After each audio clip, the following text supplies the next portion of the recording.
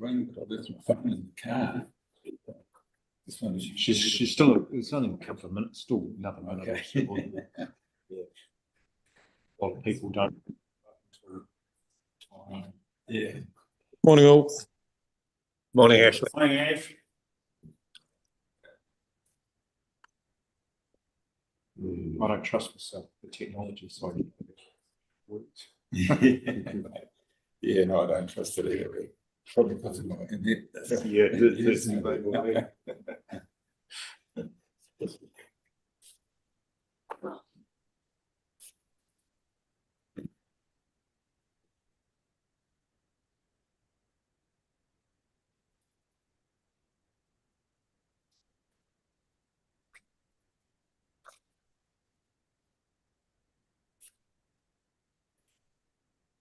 Right, it's 9 a.m. What do you? Can I just check who we've got at the moment, just in case we've got a phantom caller, shall we say? Who thanks, Hugh. Who do we have? I'm just operating off my. Well, I should say, I'm in Sydney. My apologies for not being at the meeting in person. If I can just operate off my phone with the papers on my iPad. So who do we have at the regional council? We've got Colin, we've got Doug, we've got Daryl, and Greg. Is that correct? Yes. And Ashley. And Ash. And Ashley, yeah. And Ashley, thank you. And can I say, we've also got Vihan from the Grey Star here in person covering too. Yeah. Thank you. Yeah. And we've got Tracy and Chu for the support. Thanks. Thanks, Daryl. Matt here too. Oh, and Matt, sorry, Matt as well. Sorry, I forgot Matt. Yeah. That's right, Darryl. Yeah. I am being told that I can't, that there's no service to text some of the committee members at the moment. Oh, there we are. There's Linda. That's great. Yeah. Alice, we still need Gray or one of the Potini Ngaitahu Yeah. people. I'll get Tanya. I was trying to get Tanya, but it's telling me I haven't got service. Perhaps someone down there could try. Yeah, I'll give Just, Tanya a ring. Thank you. Please ring Tanya Gibson.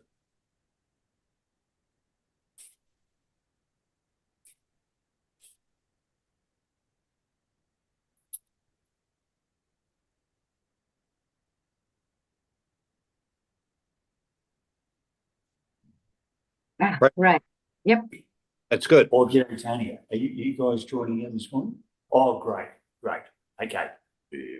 Okay. No problem. Okay. See you. Bye-bye. Yeah, Tanya's about to log in. Thanks. Right.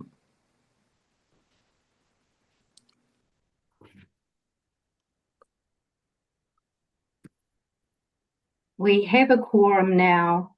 Yeah, good. I don't have everybody on the screen, so Joe, you might just have to interrupt if I'm missing somebody's hand up or something like that. Certainly. But let's make a start. Welcome to the meeting. Any apologies? We have an apology from Mayor Chris Russell, I think. Is that the only one, Joe? Yes. Yeah. I don't know about Paul. We haven't heard, I don't think. No. Okay. I move that the apology from Mayor Russell be accepted. Someone to second that. Seconded, Rex. Yep, thank you. All in favour? Aye. Carried. Aye. The conflict of interest register. Any fresh declarations for the conflict of interest register? I'm sure you'll keep them all up to date with Joe. I'll turn to the minutes of the meeting held on the 11th of June in Westport. Any comments from anybody about the accuracy or completeness of those minutes? There seems to be none. Could somebody move that we accept those minutes as a true record of that meeting? Happy to. Moved by, is that Councillor Casson? Yeah. Seconded by somebody. Seconded. Thank you. All in favour? Aye. Aye. Carried. Thank you. Have you picked those up, Joe? I can't Yes. quite. Up. Thank you. Good. Any matters arising from those minutes not otherwise covered in the meetings? There appears to be none. So turn to our first report of the day, the report on variation 3 consultation responses. Thank you. Okay, I'll be presenting on that. Great Senior Policy Planner. Yep. Essentially, this one it was raised at the last meeting. Last sort of gave a good background as to what this was all about, and at that stage we were awaiting the approval from the Minister for Resource Management Reform about exempting it from plan stock. That came through on the 1st of July, and therefore the consultation was sent out for consultation on the 8th of July. We've had 17 responses. Just a bit of background about this variation. It's got the 22 amendments, 21 of which are pretty much about making the plan more workable. Amendment 21 sort of possibly being the one exemption. It's for the rezoning of 13 hectares of land on the northern side of Reefton at Butts Road, to provide more housing with the mining expansion. Okay, we've essentially that'll be rezoning from a general rural zone to the general residential zone, that one. Now, in accordance with the statutory requirements, there are 2 steps under Part 1 of Schedule 1 of the RMA in terms of preparing and changing and reviewing of policy statements, plans, and also undertaking plan changes and variations. This is called the variation because plan is not yet final. We have to sort of undertake the mandatory consultation first of all. That needs to generate some feedback. Needs to be seen that feedback has informed the consultation before it goes out for public or limited notification. It would be highly likely this variation will have to be publicly notified given the number of amendments and the contentious sort of issues. Variation was sent out. You've got the statutory bodies, about 9 of those. In addition, there's a number of other parties which we have consulted due to various things, like, for instance, Amendment 6 relates to heritage, so Heritage New Zealand was involved. All appellants and Section 274 parties have been consulted. The owner and 13 adjacent landowners relative to Butts Road, and then there were several others that were consulted on various other things. So overall, we had 71 different people who've been consulted. We've had about, as I said, 17 responses that have come through. I've detailed sort of everything that's come through. We've had one, Open Buller District Council, which systematically addressed everything.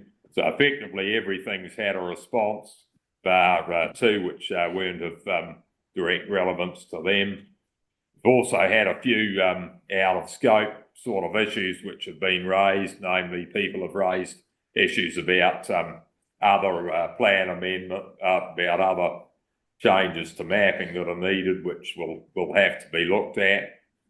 And we've also had several responses to the Butts Road one. Generally, they've been supportive on the whole. We've only had one in total opposition, and in addition to those responses, will also the Buller District Council responded on those and said, well, a number of those sort of issues that are raised can sort of be addressed by, subjecting that to a structure plan and that sort of thing.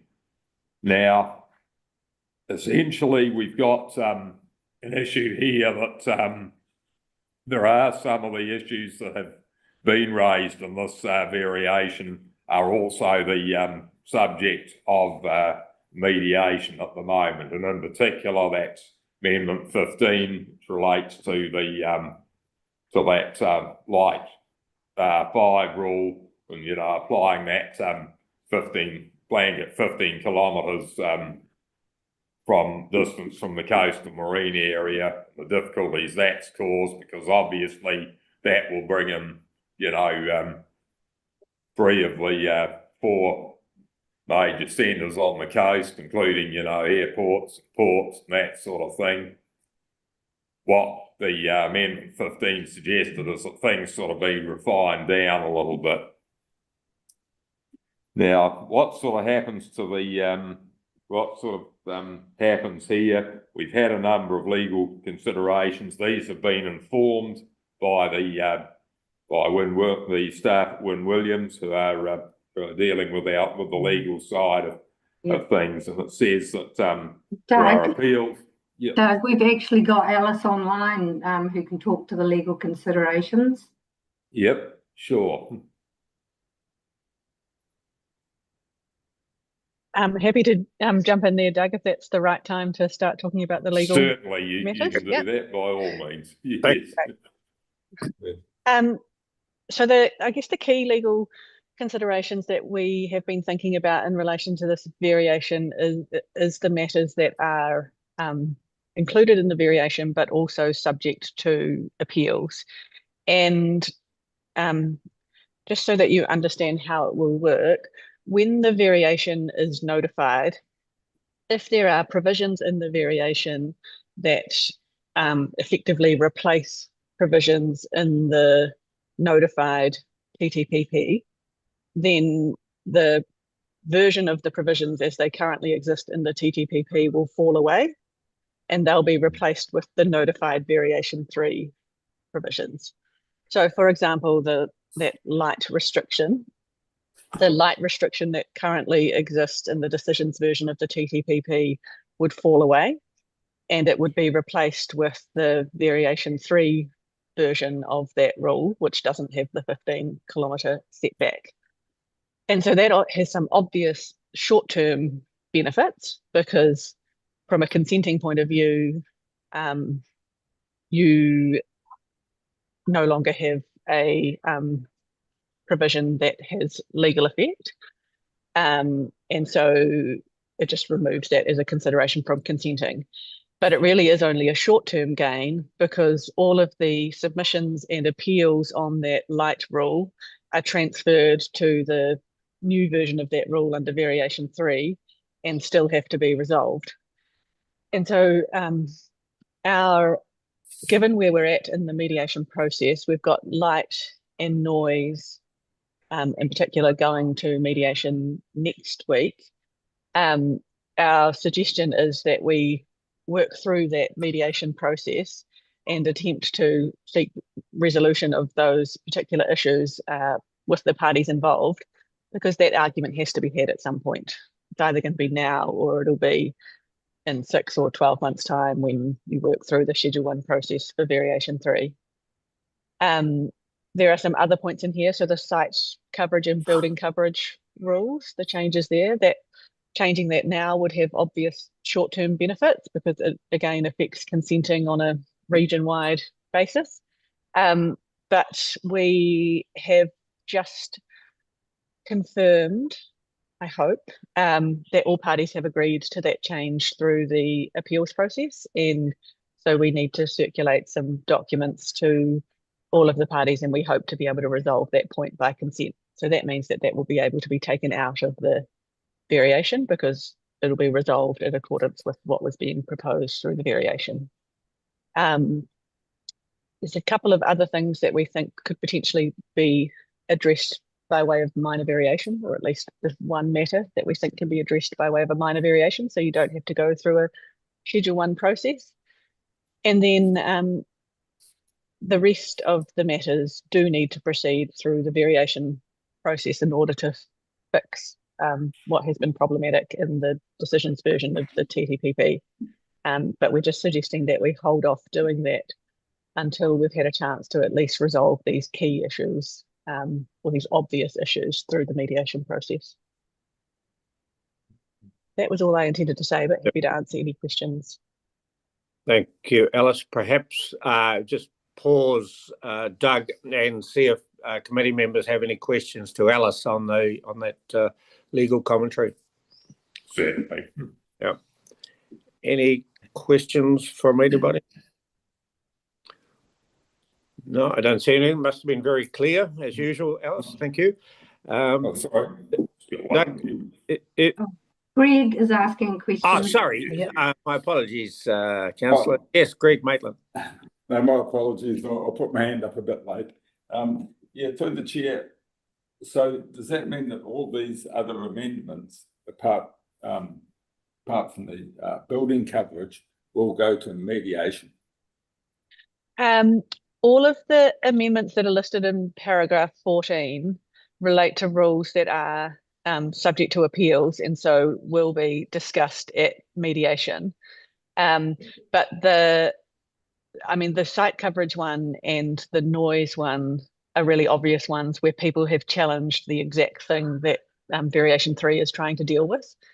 The other ones are perhaps less obvious, and it's just that the rules themselves are subject to appeals that might seek slightly different things. And so we might be able to resolve some of those issues through mediation if there is scope to do so. But it will depend in large part on the timing of when those mediations come up, as to whether it's worthwhile trying to resolve them through mediation or progressing with variation 3. So Lois, can you clarify, would you intend then that a few more mediations would take place to try and resolve some of these, but then roundabout by the end of the year we will know what still should go through with variation 3 and we can start moving that process forward? Yes, correct. Yeah. Thank you. Thank you. And anybody else? A question for Alice Baum? No. Doug, so if you could resume, Doug, could I just pick up on the recommendations? There are recommendations in your paper on page 6 and again on page 23. So in your commentary, if you just make sure it's clear what your recommendations are. Yes. Well, I think at the moment, the main thing is tonight what's that the report be received and that you will be kept informed, because the recommendations that we have got on page 23 are that basically on the basis it's recommended that the notification be delayed until such time as things at least have been worked through on the light and the noise topics. That's expected to be completed by the 21st of August. See whether resolution there can be reached, and we can then reassess the appropriate time for notifying variation 3 beyond there. Yeah. So I think we're clear on the intent, but Joe, I'll be looking to you to see if we can turn that into essentially 3 recommendations. The 2 that are page 6, and then the summary of what's on para 22 on page 23. Yep. Members with me where I'm talking about that? Yep. Okay. So, Doug, do you have anything else you'd like to say? Well, I think those are the main things. As I say, thank you, Alice. You've clarified the legal side very well. I'm happy to take any further questions, if there's any, but other than that, I'd recommend that this be received, and as you say, you've mentioned the recommendations there. Yep. Any questions or comments from committee members? Yes, through the chair. Yes, please. Thank Councillor. Yeah, thank you. I'd just like to ask, I noticed on the Hokitika line, there's not going to be any sort of changes for building requirements. And in the Knockawall line at Westport and Grey, it's been suggested that there could be. Is that because there's more movements, train movements in those areas than Hokitika, or what is the reason for that? These lines were are lines that there are generally less movements on. The one, the Hokitika line, that had already been that was already provided for, but the two in Westport, that exemption had not been provided for. Therefore, that amendment is to similarly exempt those sort of low use lines from that sort of need for the extent of building insulation relative to them. Okay, so that presents the argument for not having them as a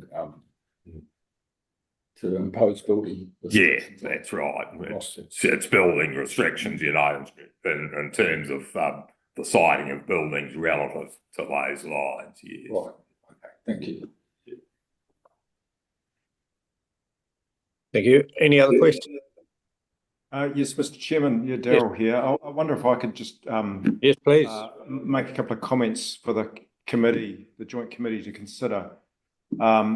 And apologies, Joe, if this is already in place, but I wonder whether, this is a variation that we're considering, which is a new piece of work over and above the plan process that, that this joint committee is set up to do.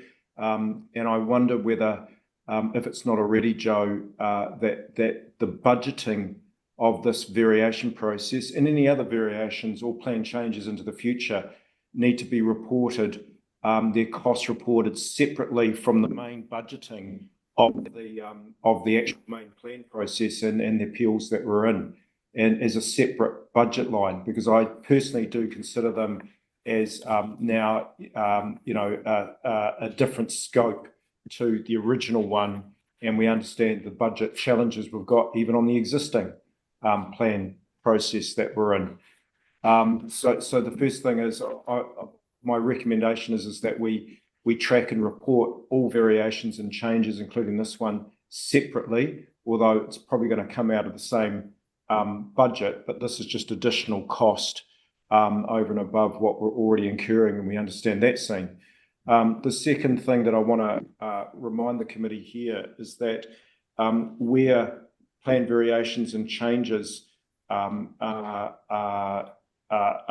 region-wide or multi-district, then I think the terms of reference or the Autumn Council, that's the thing, is that can be paid for by the targeted rating by the regional council. But where a plan variation or change is very specific to one district, we've already had the discussion at this table about who should pay that, and I understand that our terms of reference is clear here that should be paid for by the district that it falls in, rather than all of the districts, including the regional council, in terms of the targeted rating across the whole region.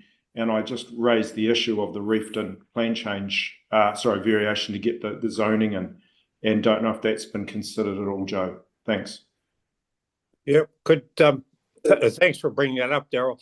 I would not like to confuse this particular paper that we've got, and I mean, it's appropriate that you do raise the matter, but I think it's be best brought up as a more general paper to a future meeting, and at that time, I mean, it can be properly prepared. Any other issues can be set out, and the committee can debate them then. But I mean, thank you for bringing it up. It's very timely.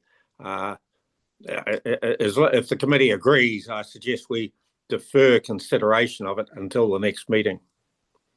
Happy to support that, Chair. It's a very valid point that Daryl has raised, but I agree it needs a paper of its own, and we need to talk about this and think about it in a broader sense. Yeah, thank you, Mayor Lash. Any other comments about Doug Bray's paper and presentation. Joe, have you been able to weave the recommendation 3 from para 22 into something we can pass? Yeah, if you're comfortable with this notification of variation 3, so we recommend that notification of variation 3 be delayed until mediation on a number of topics which include the proposed amendments are completed. Yeah, thank you.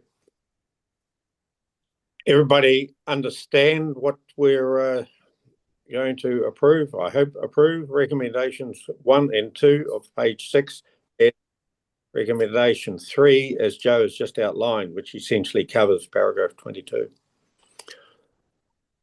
No questions or comments on that? Could somebody move? Francois, I see you're here on the meeting. Are you happy to move that, Francois? Thank you. Thank you. And Councillor Webb, would you like to get on the scorecard? Thank you. Seconded by Councillor Webb. All in favour, please say aye. Aye. Aye.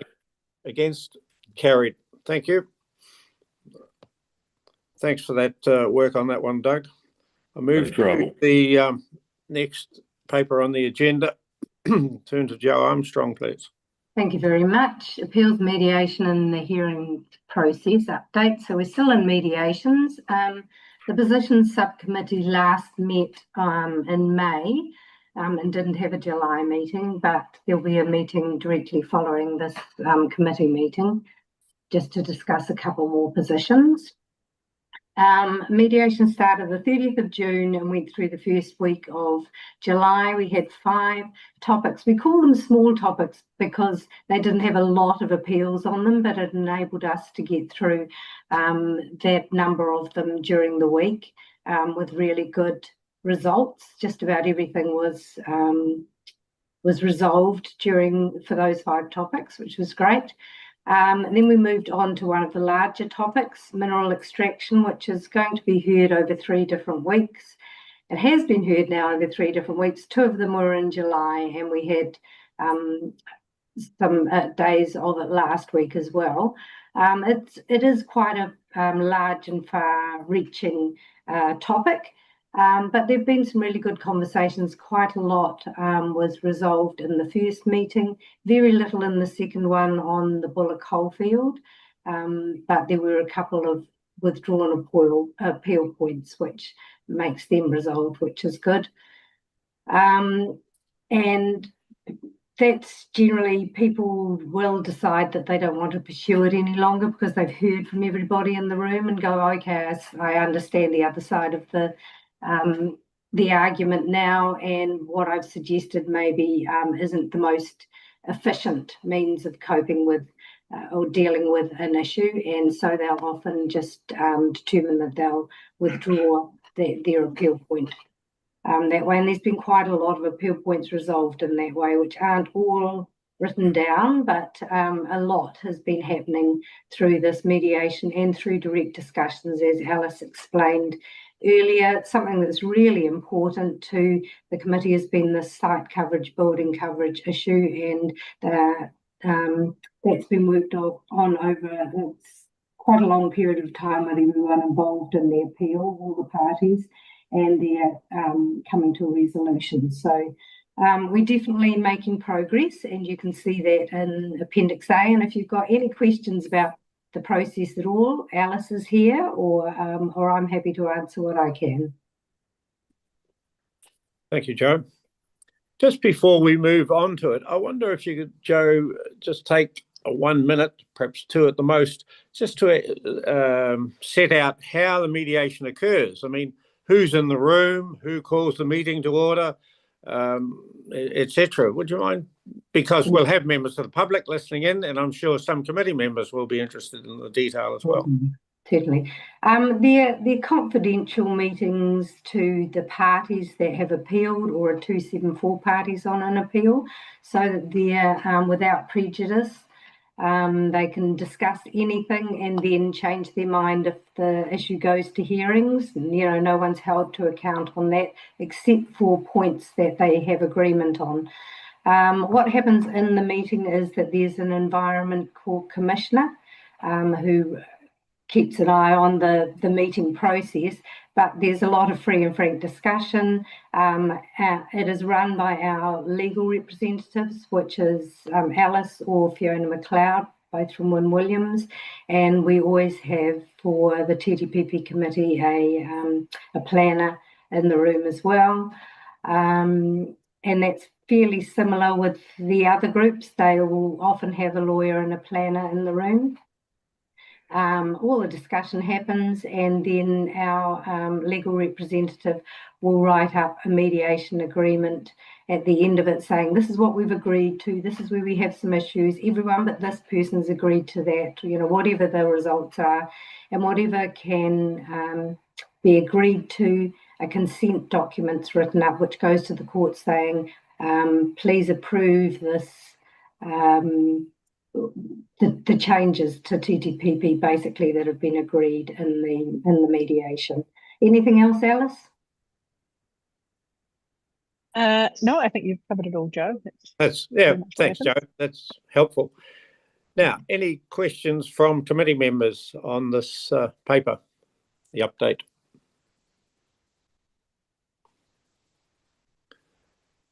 There seem to be none.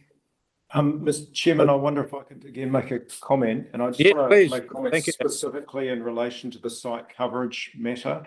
Yes. I just hope that the planning teams that are dealing with the mediation and appeals on this matter are also talking to the engineering side of our respective organisations.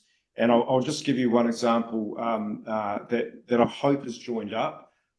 So, for instance, in the saltwater New River area here in Greymouth, there is concern being expressed about the increased subdivisions and then site coverage as a result of increased subdivisions, really resulting. It's an allegation that we're looking into, but it is something that even Grey District Council engineers are raising, which is those subdivisions causing peak flows to increase and resulting in flooding, exacerbated flooding issues.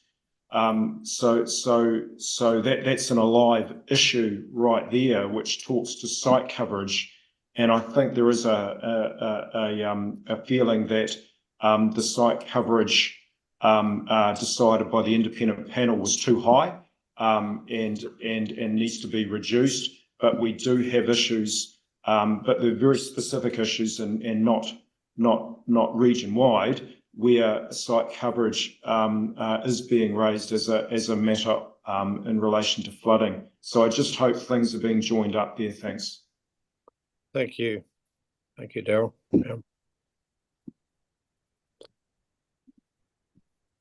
Any other questions or comments? No, seems to be not. The recommendation is then that the committee receive this report. I'll move from the chair that recommendation be accepted, seconded by Councillor Webb. Thank you. All in favour? Aye. Aye. Against? Carried. Thank you. Moving then to the financial report. Thank you. Thank you, Mr. Chair. Well, this report is for the entire 2026 financial year. As you know, we've tracked ahead of the budget throughout the whole year due to the Hearings Commissioner's fees continuing into last financial year at quite a higher rate than anticipated. And I think that if you'll have a look at the total expenditure, you'll see that we're 181,000 over what the anticipated budget was, which is actually better than it could have been. You'll see all the green figures there are positive variances, which have somewhat offset the negative variance for the Hearing Commissioner fees. That's in table 1. For table 2, as usual, at the bottom right-hand corner, the totals now include the full financial year for 2026, and you'll see that the deficit figure is up to 5,480,000 there. which is slightly above what it was a couple of months ago when we last met. Happy to take any comments about either of those two tables before we move on to table 3. Yes, thanks. It's a good idea. Any questions or comments on the report down to table 2? Yeah. Agree. Yes, through the Yes, chair. Yes, councillor. Yeah, I'd just like to know, in the payment to Pautini Ngāi Tahu, what is that actually for? It's for their involvement on the technical advisory team. All the other parties, councils, and that is part of their everyday function, is to provide some of their planning time towards the TTPP, and this is just a bit of recompense for the Pautini Ngāi Tahu input from planners. So is that a set fee, or does it? You set Does it it at the budget adjust? every year. It does adjust. It was a lot more during development, less during the hearings, and there's only a small amount set for this year's budget, I think, of $5,000. Okay, so because on the table, it's I think 50,000.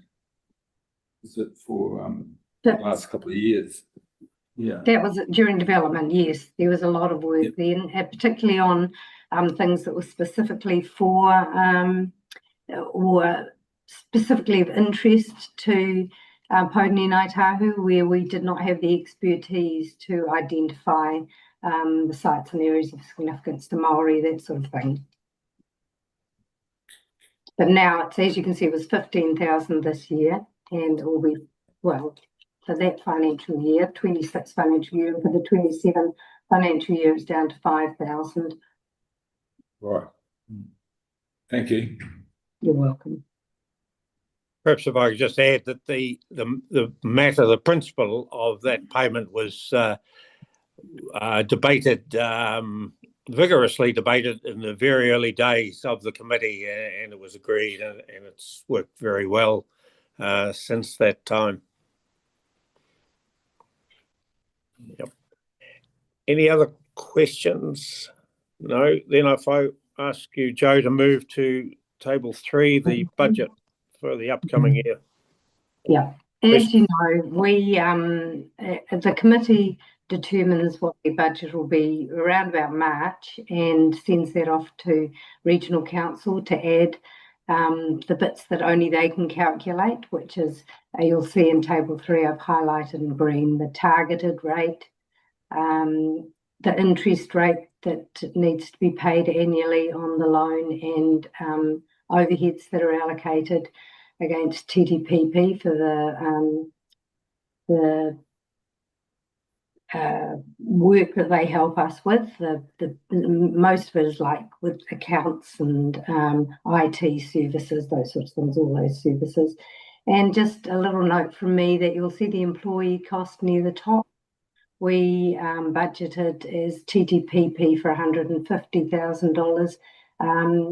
One of the permanent staff that was allocated to TTPP is now working elsewhere in the regional council, and we are only charged out for his time spent on TTPP now. So that's reduced that budget as reflected in the West Coast Regional Council side on the left there. So there are people here who can answer any questions that you might have. Yeah, thank you. So just to be clear, this is the budget for the year ending June 27, the current year. And yeah, I'm not sure that we debated it fully back in March, but we've now got the opportunity to discuss this, the detail of it. Any questions or comments?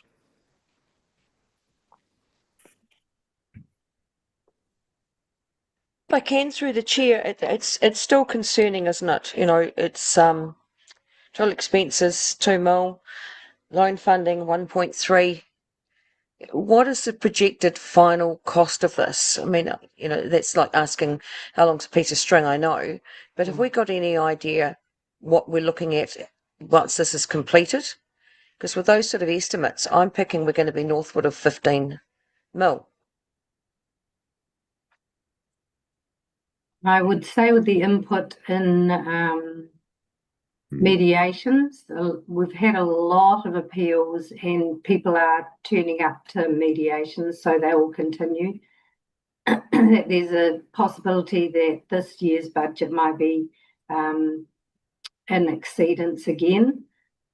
I can't guesstimate what it will be just to get it to operative, but I would anticipate that it would be at an operative stage by the end of next year, depending on how many things can't be agreed in mediation go to the court, and that is the how long is a piece of string issue, unfortunately, Mayor. It's we just don't know how much agreement we're going to reach in mediation and how long the court process will be. I appreciate that. Thanks, Joe. It's concerning, isn't it? Because we had no idea how this was going to run as we went through the whole process. I agree. Joe, could I just clarify, when you said the end of next year, did you mean calendar year or financial year? I was hoping the financial year, but it feels more like it might be calendar year. Yes. Yep. Well, Mr. Chairman, I wonder if I could comment. Please. The cost controls on plan processes under the RMA has been challenging for every single council in the whole country. And the amount of conversations like this that I've sat at in my career is many. And it's because, particularly when you have independent panels and then you're into appeals, the costs are really not in your control, unfortunately. And that's so challenging and so difficult. All I can say is that, and I want to commend the staff involved in the mediations. The best thing we can do at the moment is mediate as well as possible to try and settle as many of the appeal points as possible, because that will be a far less costly option to settle at mediation than to go to the next stage into the Environment Court, where the costs really start to escalate with the court time, etc. So well done to the team to date in settling the mediation points that you have. It is quite a good strike rate at the moment, and I just encourage the team to keep on that track and try and settle as much as possible. And that's the best foot forward we can put at the moment in terms of our cost controls. Thanks. Yeah. And through the chair, I would just concur with what Darryl said in terms of my background experience, legal experience. What the team are doing in mediation is incredibly important in terms of cost control. As Darryl has quite rightly said, the more that can be settled at mediation, the more we minimise the costs going forward. Yeah. Thanks, Chair. Just before closing the discussion on this, if I could just come back to Mayor Lash's point and pick up on the earlier comment concerning the cost allocation to variations going forward. As that paper is prepared, it might be appropriate to also put in some, dare I say it, higher estimates and lower estimates of what the so-called final costs will be, because, and I'm sure you understand, Helen, that there's never going to be a final cost. There's going to be final costs to get in as plan operative, but then there'll be ongoing costs concerning the variations and things. So I think it would be an appropriate paper to bring forward to the next meeting. Thank you, Chair. I fully support that, because I mean, we do have to, I know there's a lot of this that we can't control, but we do need to have our heads around these costs, current and future. And we've got to understand how this is going to play forward. So I appreciate your support on that. Thank you. Yeah. So I think we'll just note that in the minutes, Joe, as an action item going forward.